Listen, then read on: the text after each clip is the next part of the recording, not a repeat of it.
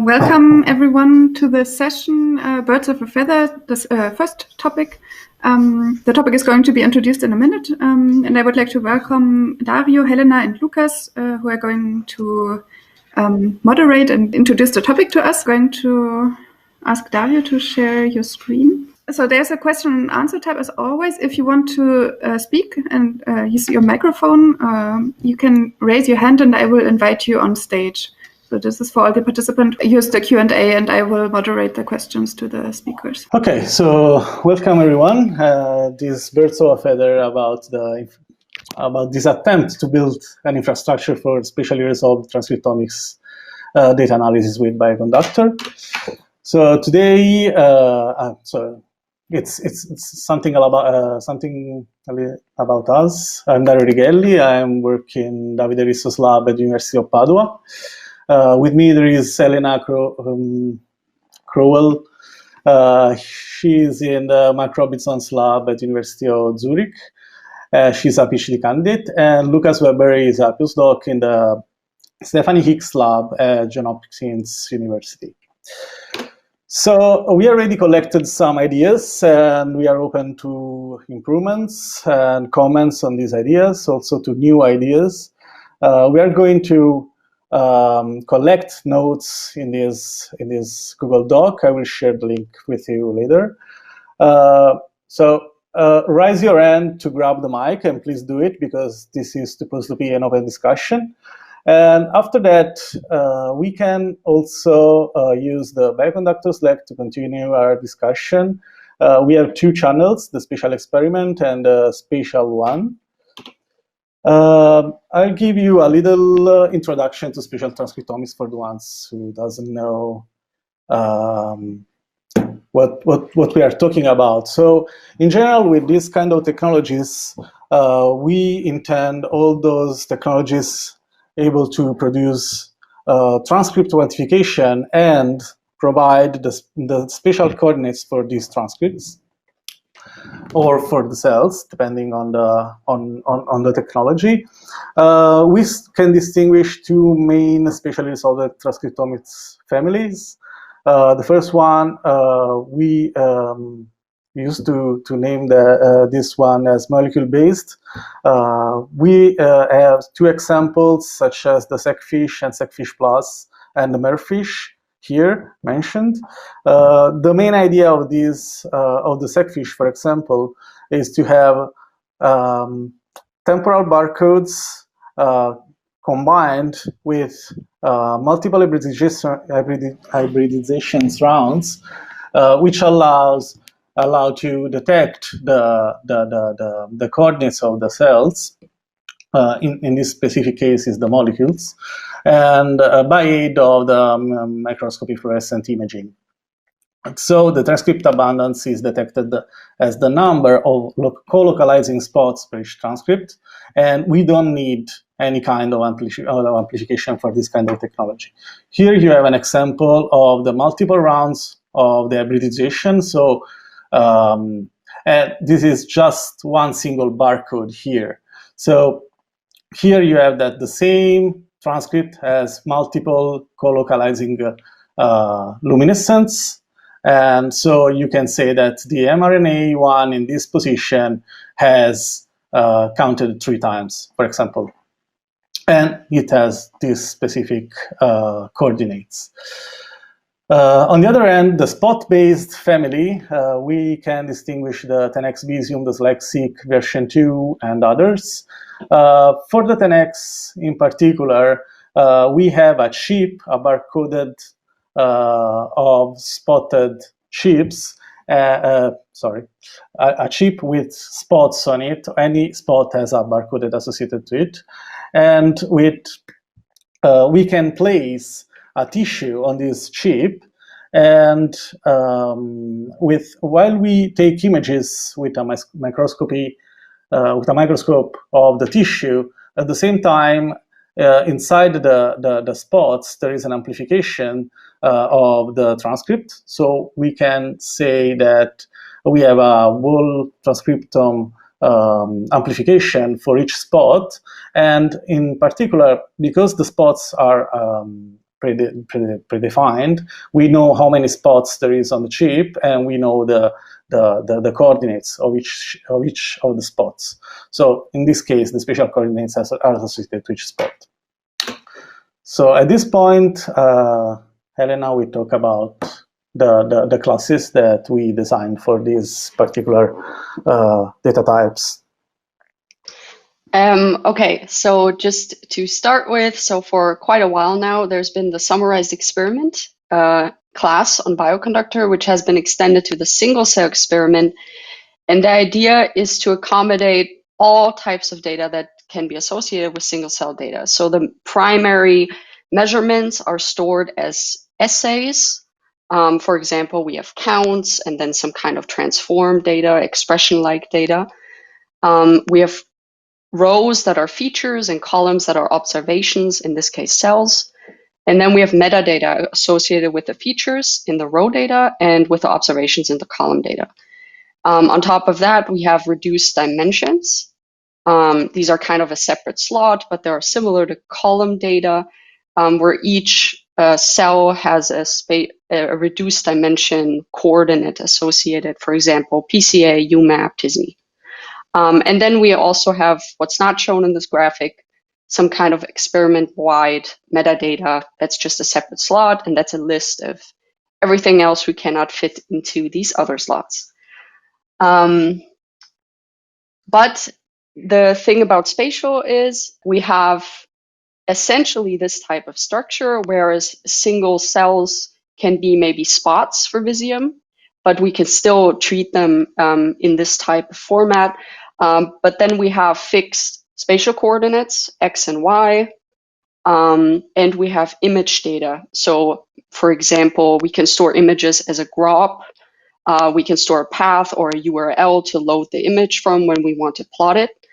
And then depending on the technology, we might have other data. For example, in single molecule resolution, we would also have spatial coordinates for all of our features. We could have segmentation methods that give us not just a cell position, but vertices. So we would have to store the different vertices for every single cell.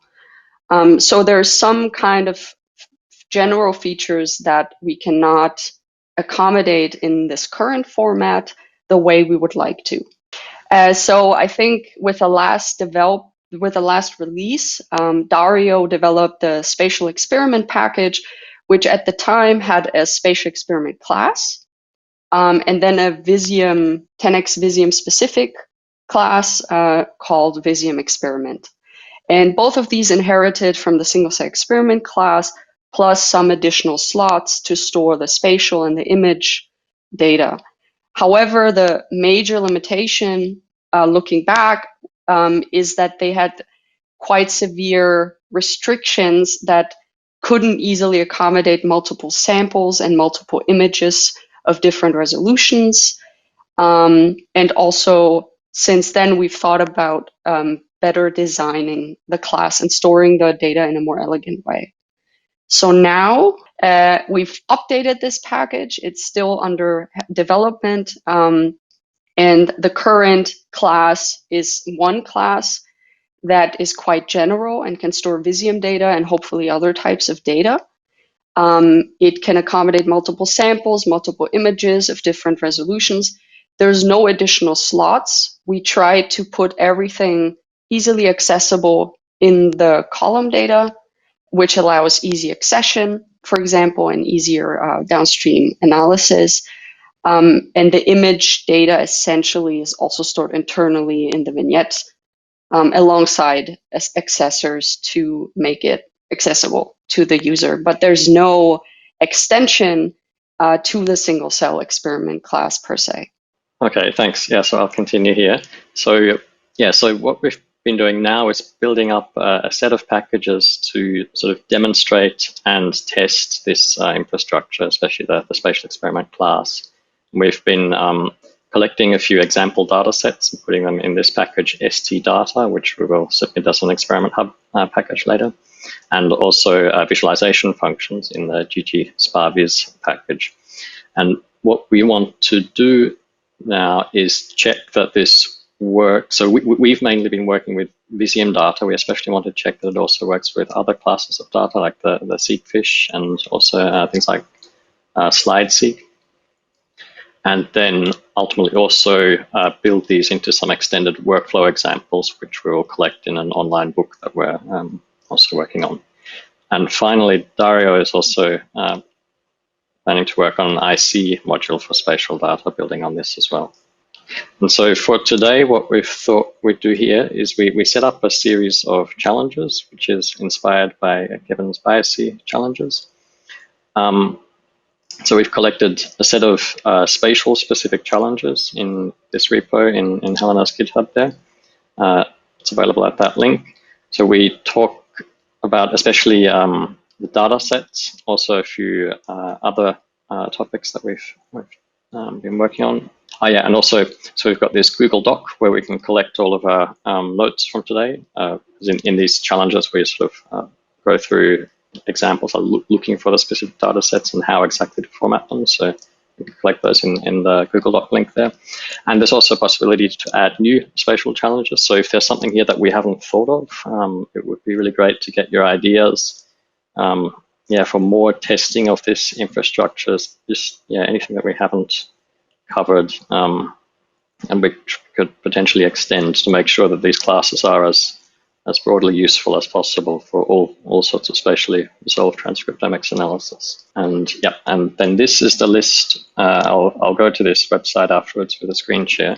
So we've collected our ideas for challenges, which could be sort of worked on in a reasonable amount of time. The first one there is we've got a set of challenges on the data sets. So in that website there's several different links on the data set challenges. Secondly, and I think this one's especially important for me, is making sure that the spatial experiment really does work with the molecule-based technologies like SeqFish, because I haven't really tested that. The third one is also thinking further along multi-assay data. So in the very near future, we expect multi-assay technologies like transcriptomics and proteomics in a spatial context to start getting used as well. So not sure if that is going to belong exactly in this class or if we need to extend a separate class there. That's something to think about.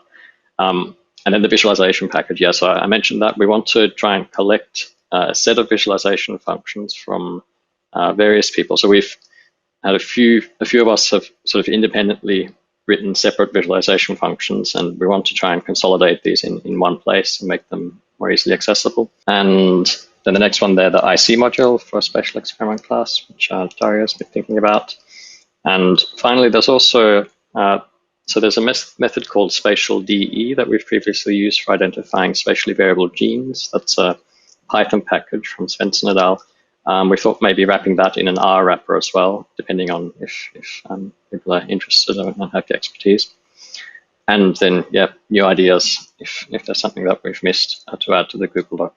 So this is the biases challenges website, biases spatial challenges website that we've compiled. And yes, there's just a little bit of basic info there. And then here under articles is all the different ones that we've prepared. So maybe people can click through there. Now it's a question of how to proceed with these. So, okay, so what we've written up here is just that, so our aim is to collect several of these different data sets in this ST data package. There's a link there as well that you can click on. That's installable from GitHub, so you can have a look what's in there right now. And we want to, so in the ST data package, we really want like example data sets, smallish data sets that help us test the format and make sure everything's working correctly, and which we can then load in examples for things like visualization functions. And as I mentioned, so most of my work and our work so far has been on the Visium, the spot-based platform, but SeqFish has quite a different structure with subcellular resolution. So here, I think if people are interested in it, what we'd really like is some links to a specific data sets that we could use here. Like if people who have worked on this platform have a link to a nice data set that we can download, and then try and format this into a spatial experiment object and see if that works. And as a starting point, we have these make data scripts in the existing two data sets that we have in the ST data package for VCM data sets. So we can kind of adapt these to build that spatial experiment object from the SeqFish data. And then if there's interest later, we could also extend this into a longer workflow example, which we could then also integrate into our online book as that gets developed. A comment to the speaker. So Davide has proposed or asked whether the goal is to tackle some of these challenges during the conference, and there could be a booth that could be set up for the duration of the conference. Sure, that's a good idea. I don't really know how that works. I think Davide would do that. There's a raised hand. Yep. There he is. Yeah, sorry. Because otherwise it would be hard to explain myself better in the. Yeah, that's good. But so actually there is already a booth for BioC challenges in the arena section, and that's basically just an area with tables. But at least people know that they should go there if they want to tackle like a BioC challenge.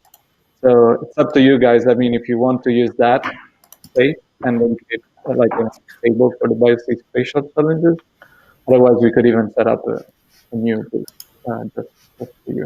Yeah, I think that for the moment we can just see we can just use the BioC challenges tables, and we can coordinate through the Slack channels with other people attending. Yeah, that will work too. Like saying we will meet in table 1. Yeah, exactly, something like that into the BioC challenges, because I saw that there are several tables there. So, and they have a limit of 8 people per table. Right? Yeah, It's 8 people. Okay, I think that 8 people for each challenge is a lot, so it should be good.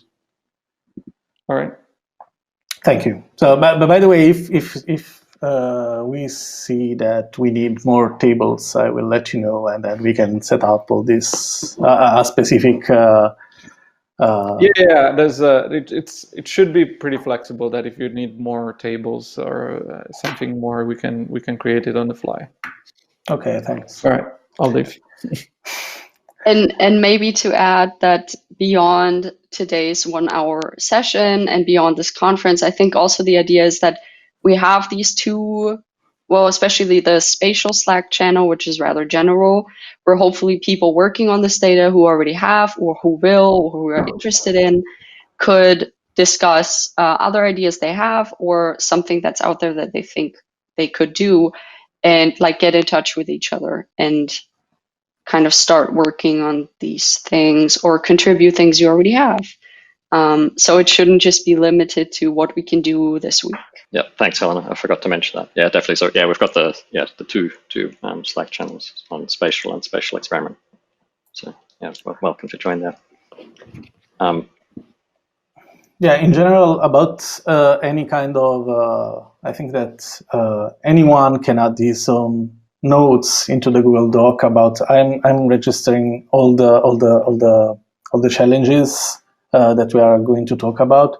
So if any of you has some suggestions and it's too shy to raise to grab the mic, maybe he or she can write something there. And going back to the SeqFish data, Lucas. Yeah. So maybe for now, maybe put Dario, if you could put like the titles of the challenges in the Google Doc, and maybe people could add their names for who's possibly interested on working or at least on getting updates on these, either together with us or from us. And then for now, I could sort of talk through the rest of the challenges that we've prepared. And yeah, if anyone wants to add anything right now on ideas they've had on the SeqFish side, and yeah, speak up. Otherwise, I'll go back to the challenges website. Okay, so maybe we have a spatial mouse atlas from the Marioni lab. Yep, maybe. Yep, put a link to that and maybe we'll look. Mm-hmm. Also, if you want to contribute to account for these challenges, it would be great because we really need some help to do all this stuff. So yep. We have a lot of challenges. Of course, if you have new challenges, we can discuss about it. Yeah. Yes, definitely. This is too much for us to do all of it. So that's, yeah, it'd be great to get people helping on these challenges. Okay, so that was the Seafish one. Then I've also prepared one here on basically the same thing with SlideSeek. So SlideSeek is a spot-based or bead-based technology. So this is much more similar to Visium that we've already got. Again, here, if somebody has some experience with SlideSeek data already, it would be really useful to get help on either just suggesting a convenient SlideSeek dataset that we could use as an example, and or then helping to format it into a spatial experiment using those existing two scripts that we've got, then adding to ST data. And then if someone is very experienced with this, we could also add a workflow chapter. I'm sorry, but there is a question in the doc because they are asking. Someone is asking if there is a desire to have a slot for storing graph-based data reflecting the cell-to-cell neighborhood within a cell position of mRNA molecules with respect to each other and membrane nucleus. I thought about this in the past. We didn't discuss this aspect with Helena yet, and also with Lucas. But I think that it should be good to have a graph-based representation of the data inside the class. I don't know if anyone has. I know that there is the iGraph package, which is really good package for handling these the graphs. And it works very well in R. And there are also some other software, such as the Giotto package, which is not in Bioconductor, but we spoke a little bit about this kind of stuff. And indeed, they use the iGraph inside their class to manage the graphs. So. I don't know. What do you think, guys? It could be a good idea, or we have another kind of representation of the graph that we can put inside the class, or whatever. It's a very good question because it's difficult. I'm not sure what the answer is. How best to put it. In general, I think that. Of course, we will come up with some methods for handling the graphs inside the data structure. We don't know. We still don't know how to store this information. There is a way to use the already implemented the data structures, or we have to add an additional slot for an iGraph or whatever, adjacency matrices. There's a question. Right. So there's something in the feed from Edine about Giotto and polygons. Yeah, maybe I can answer. So maybe, Sheila would be the best to answer, but in a Zoom session we had, it was about polygons. So we already have, or Sheila had kind of a prototype of how we could store this inside of a single cell experiment. So maybe we don't have to go into detail and it's hard to follow without seeing it.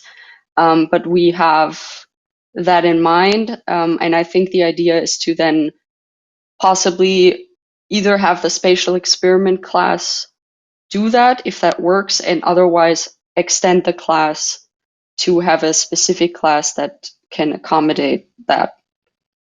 So that's still unclear.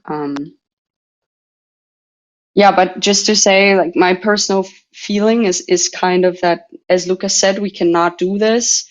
We're working with certain data types. We don't know all other data types. But we already had the feeling that many people are working on independent things and doubling the effort. And meanwhile, non-bioconductor infrastructure is growing.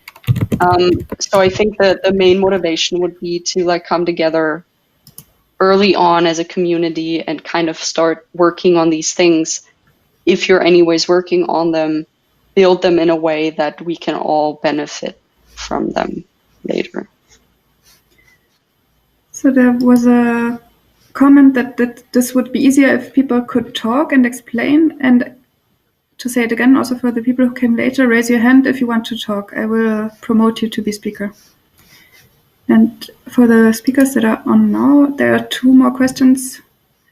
You can have a look at them in the Q&A. So do you think, so regarding topic and networks of spatial interaction genes, would that be useful? Do you think that it is integrated in spatial DE topic? In spatial DE, I think spatial DE looks at single genes, not networks of genes. Yeah. But I think it can also give you like groups of genes that have similar patterns. Yes. It does. But none of this is about spatially networks of spatially interacting genes. I'm not sure what that is, but spatial DE gives you like specific genes and then groups them into genes that have similar spatial patterns, kind of. That's correct. Yeah. That's what it does. And the other question is, how does graph data relate to spatial data? I think the idea is that once we have our cells kind of after segmentation or anything else, we might want to look at neighborhoods and networks of cells. So we could build a graph from these neighborhoods. And then the question is, how do we store these networks and these graphs? Yeah, of how the cells relate to each other and interact with each other and the distance between them and these kind of things. Okay, so then there are 2 more with the title of data sets. So yeah, another one is a multi-sample data set. So the 2 examples we've got in the ST data package right now have a single sample each, but we do want to just check that everything's working correctly with the multi-samples. So in fact, from our previous paper there, we could reuse that same data set, which should have multiple samples. But if anyone else has any other ideas for multi-sample data sets to check, this would be useful. And then on Visium, so there's also a question. So the 10x Visium website has a data resource with I think 10 data sets in total. So we've used one of those for now, the mouse coronal one, but it may also be useful to make possibly a second package with just all of these. And this would be a bit similar to there's a single cell package where this has been done with 10x PBMC data sets. So then the intention would be to make these more easily accessible, essentially. So not 100% sure whether that would belong in the existing data package or a separate one. But if someone is interested in working with lots of data sets, this could be useful. So those are the 4 data set challenges. Then the one where we talk about molecule-based data, this is related to the seqfish one. So in the seqfish dataset challenge, we want to really just wrap up one seqfish dataset nicely and check that it works. In this challenge on the molecule-based data, more generally, we want to test that out a bit more. So really just check that the object class does work for what we want to do, or if there are, or if it doesn't work, we're putting everything in raw data and cold data, whether we do need to extend it. Yeah, I think that's some discussion that we made here, because so the molecule-based data can be at cell level and subcellular level, and so in the moment we store the coordinates into the cold data, so they are associated to the barcodes or to the cells. So, but how do we store multiple coordinates for each of the transcripts? I think that we have to discuss about it, and if this can be useful. I think this comes back to the question Aideen had about polygons. So the prototype that Sheila had, if I remember correctly, is it assumes you have in some way segmented your cells so that your observations are cells, and then you can have an assay where every entry in the assay matrix is itself a data frame that stores X and Y coordinates for that feature, or I don't know what it was, or the edges of the polygon. Maybe Sheila can talk about it better. There she is. There she is. Thanks for that. And yeah, no, Helena, you're absolutely right. So what I do at the moment is essentially have in the metadata column where there's like coordinates X and coordinates Y, rather than just have like a single numeric value, which would correspond to like the center position of a particular cell. It's the list of positions for the vertices of the cell itself.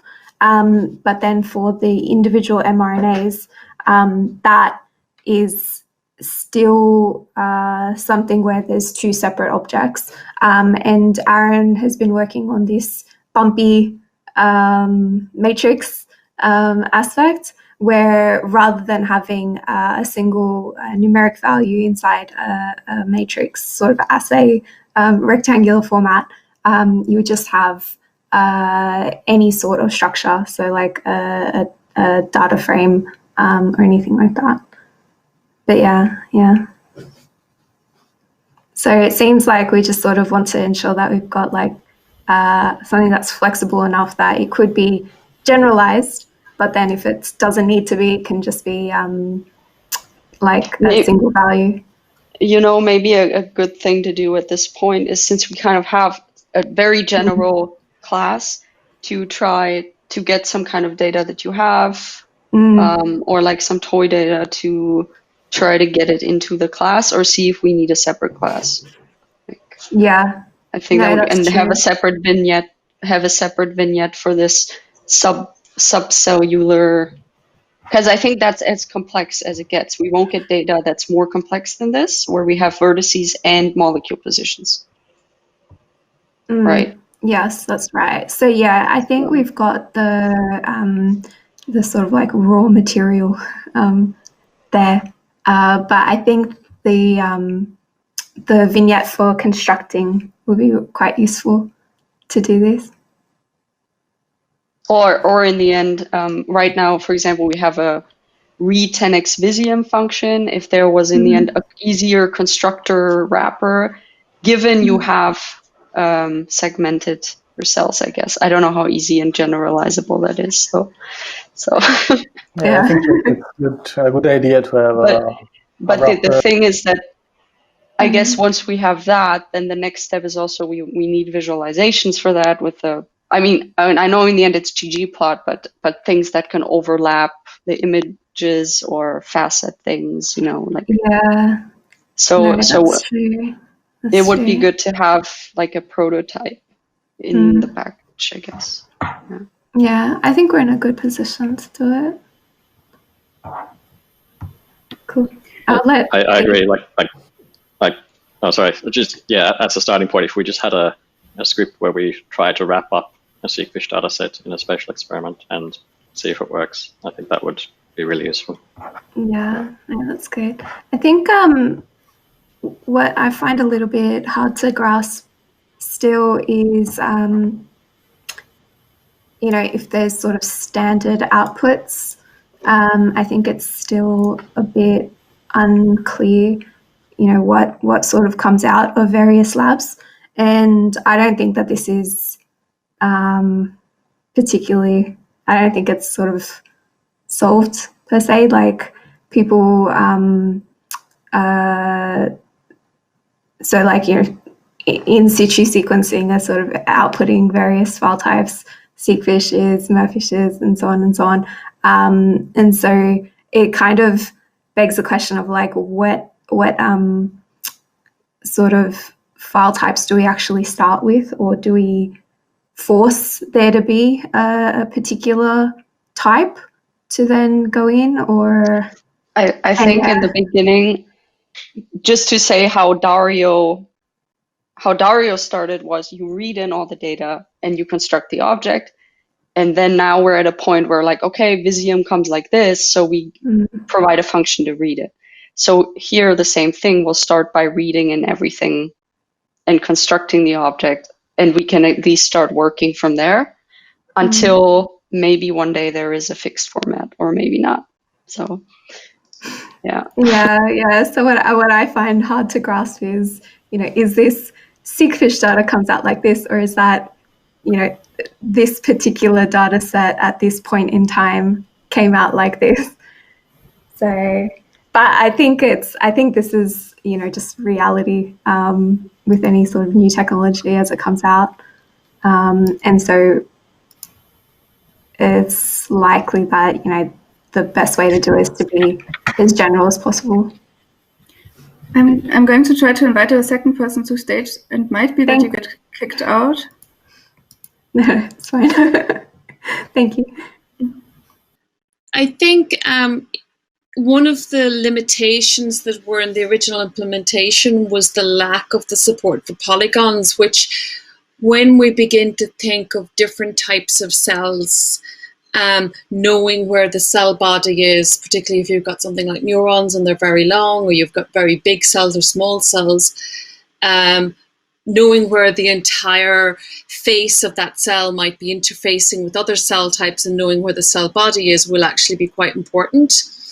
And so support for polygons rather than just points in space, I think, is important. And this is implemented in a lot of spatial packages that are used in GIS and in sort of, mapping packages.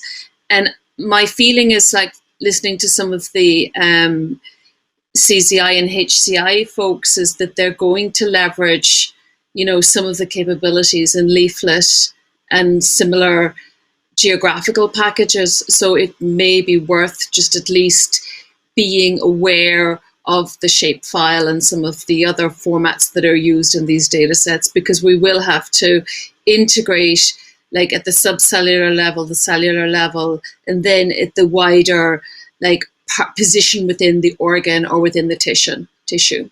Thanks. That's really good feedback. I hadn't probably thought about that enough. Yeah, thanks. Sheila, if you want to join stage again, I invited you, and I think we've found a way to have several people. Oh, awesome. Thanks, Davide. Yeah, okay, so this seems to work. So don't raise your hand if you want to become a speaker, just write me a personal message, and then I can invite you. So if you raise hands, there's only one person allowed. But if I invite you as a speaker, then it works. So, Edine, I think what's probably a challenge right now is associating multiple polygons to a given cell. So if you've got, like, what is its entire perimeter, and then also, like, what's its nucleus, it's unclear exactly how you would frame that. Maybe it's just unclear to me, but is that something that has, a solution in a different research context, like in, geography sort of thing? It does. So to get myself familiar with the area, I played with local voting data. And I mapped it, like, all the little, like, regional data to the global data to the state level data. And that was I think I have that in GitHub. But yeah, that was kind of the stuff that I did to kind of get familiar with the field. Was I actually took spatial data and played with the mapping data to see what capabilities there are. And so if you have any 3D geographical coordinate, you can map that onto a space. And then you can see where it is in the context of other spaces. And then there's, once you can actually use the polygons, you can use all the triangulation methods, which are very, very powerful. And there's tons of those. And I think that's, in order to understand cells in context, I think that's something that's going to definitely be needed. The code that we used for everything is up on the Beers GitHub. Oh, I just wanted to ask, so for clarity, did I understand correctly that there is existing kind of object structures for storing these type of data?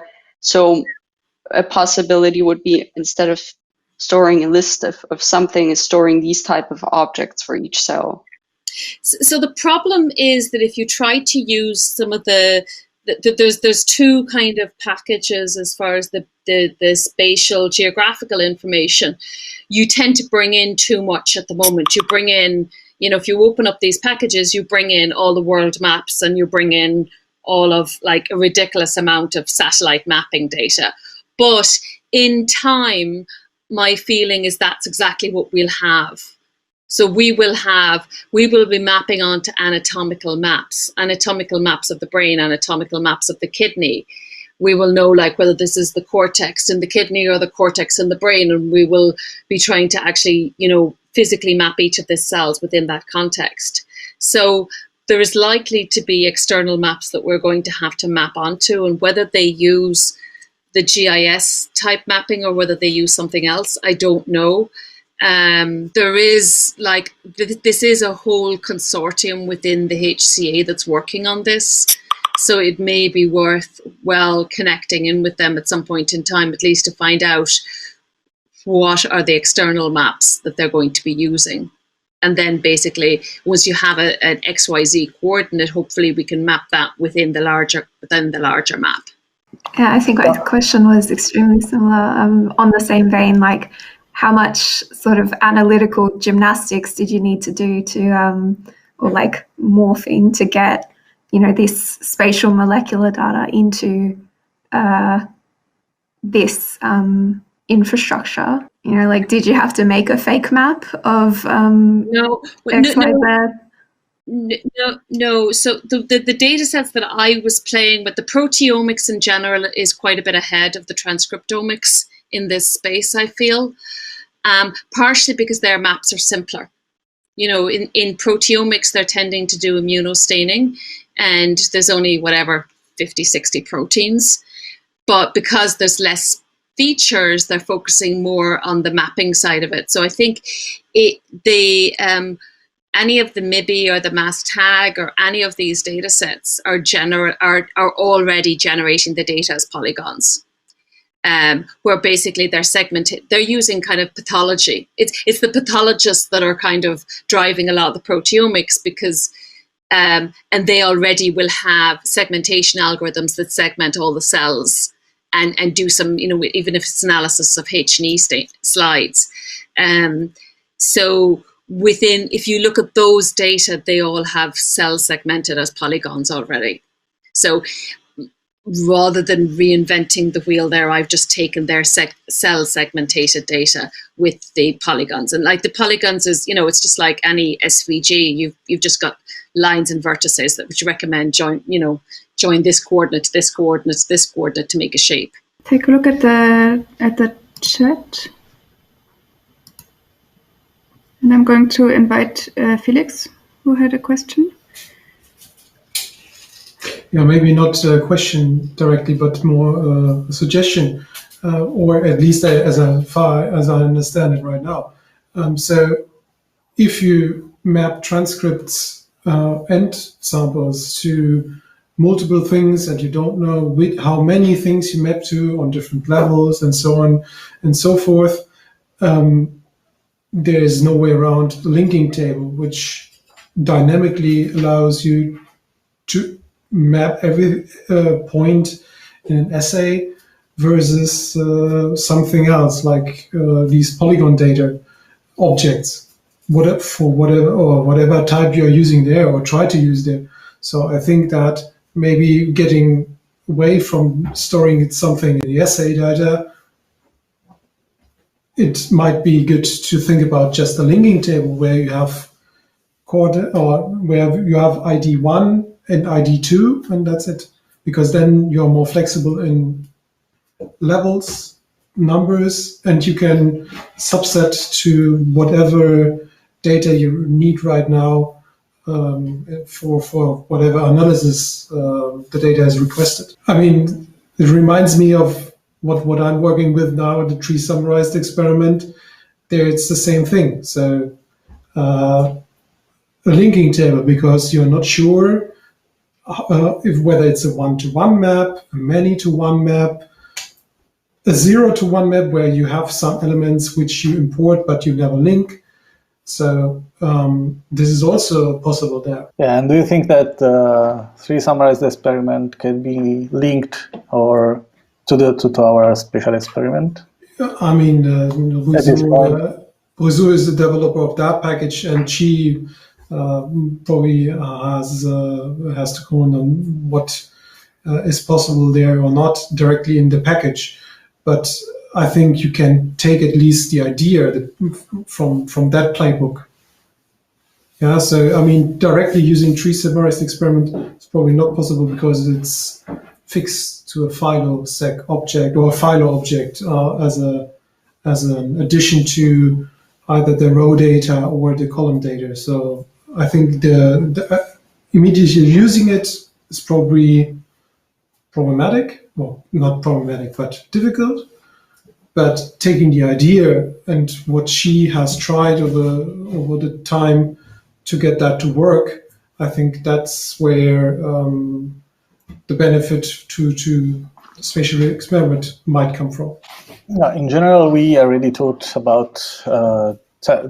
We looked into the tree summarized experiment class, and if I understand well, it inherits from the single cell experiment. So if we need those features, we can extend our spatial experiment from the tree summarized experiment.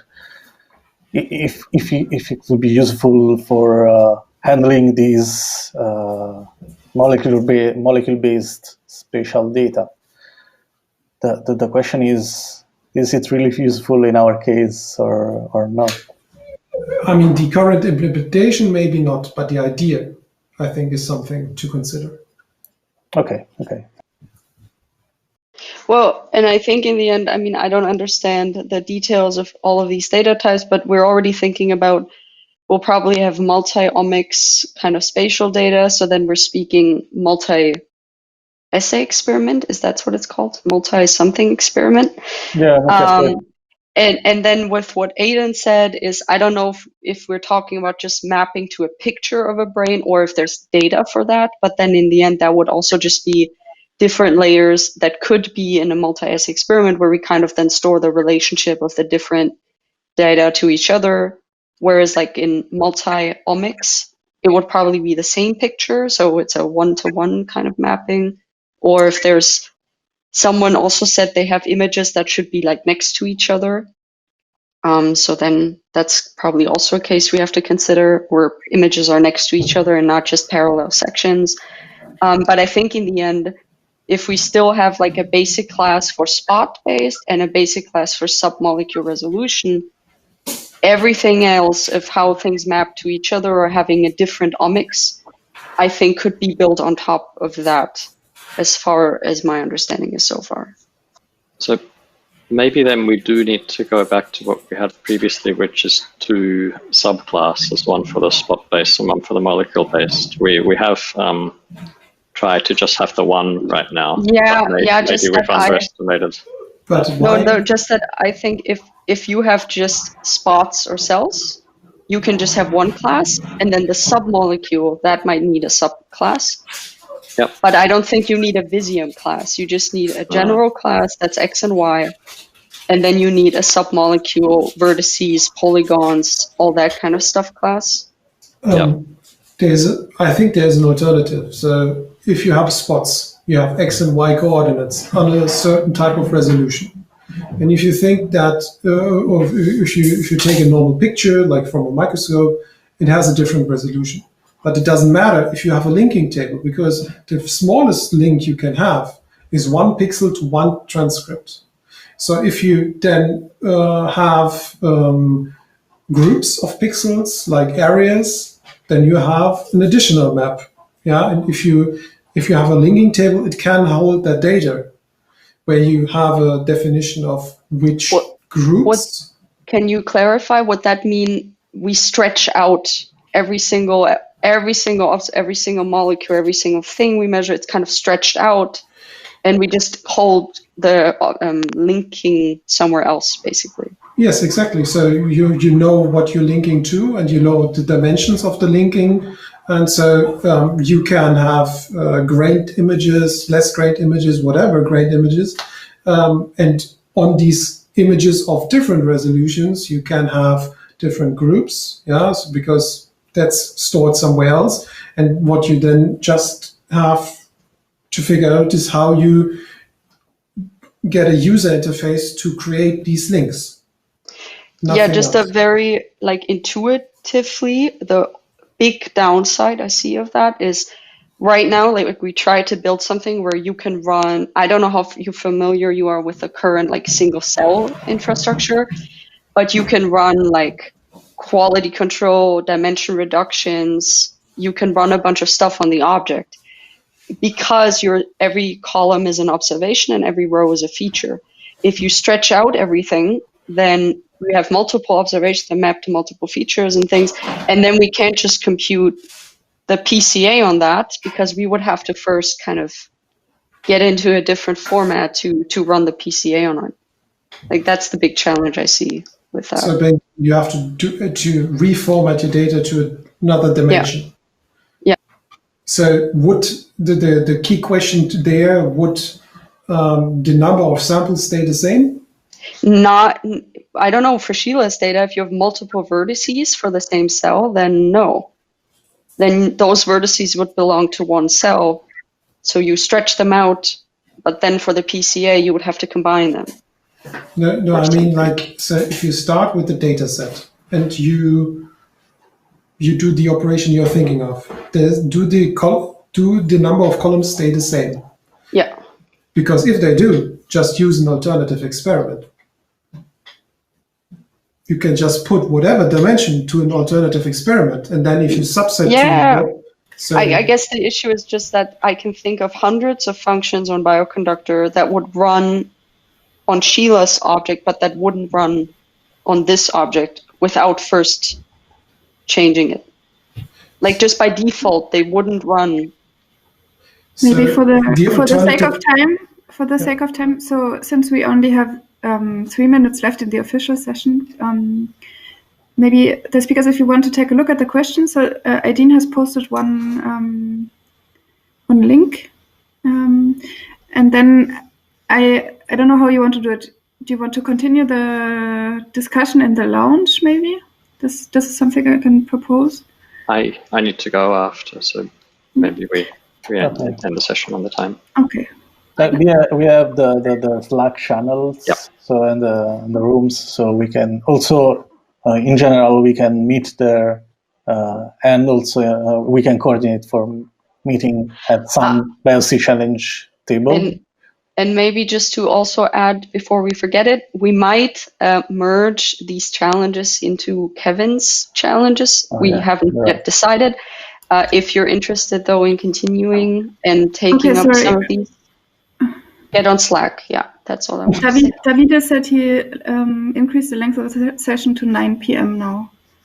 I don't think it means that everyone has to stay, but if you want to continue, you can use the session as well. I don't know if Lucas has to go. Maybe I don't know. As you wish. I think, and people can add their names as we mentioned in the Google Doc as well, so you can keep track of who's in which challenge. Yeah, and definitely continuing this discussion in Slack. Okay. So we are. I think that we finished here. The Google Doc link is in the feed right in the beginning. I can also post it again. I'm going to post it here. So this is the link to the Google Docs that I just posted in the feed. Okay, then. So thank you, everyone, for coming for discussions. Yes, this was good. Thanks. We need to discuss a lot more. So let's meet again in the Slack channels. Yeah, it's also a new format to everyone, right? We had to figure out how to invite people. Sorry for that. No, it worked. Thanks for presenting. And thanks for the links. I hope, so if anyone has problems finding the links, we can figure it out for you. Just write us a message.